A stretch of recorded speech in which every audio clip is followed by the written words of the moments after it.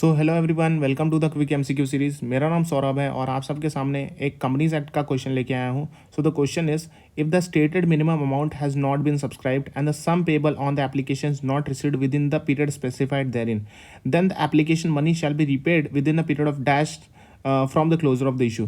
तो यहाँ पे क्या बोल रहा है कि अगर कोई शेयर्स इशू हो रहा है, ठीक है। अब यहाँ पे जो स्टेटेड मिनिमम अमाउंट जो सब्सक्राइब होने चाहिए था वो हुए नहीं, या फिर जो सम पेबल है ना एप्लीकेशन, वो पैसा आया नहीं, एप्लीकेशन में जो पैसा आना चाहिए था वो पैसा आया नहीं चाहिए, वो विद इन द पीरियड जो स्पेसिफाई किया गया है, देन द एप्लीकेशन मनी आपको रीपे करना पड़ता है। एप्लीकेशन मनी आपको रीपे कर देना पड़ेगा within the period of dash days from the closure of the issue.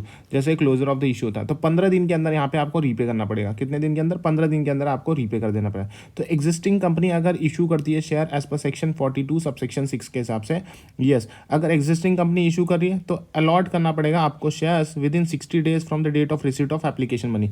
With in 60 days में आपको within 60 days from the date of receipt of application money आपको अलॉट करना पड़ेगा।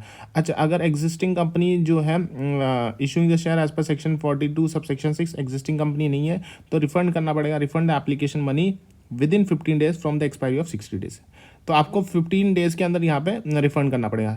If the new company issue share via companies amendment ordinance 2018, अगर नया company यहाँ पे करता है तो the subscriber are mandatorily required to bring in subscription money within 180 days from the date of incorporation and file declaration with register in 28।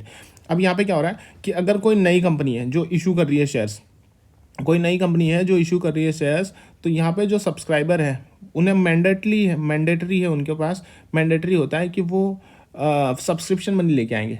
कितने दिन के अंदर? Within 180 days from the date of what? From the date of incorporation filing the declaration with register in form 20A।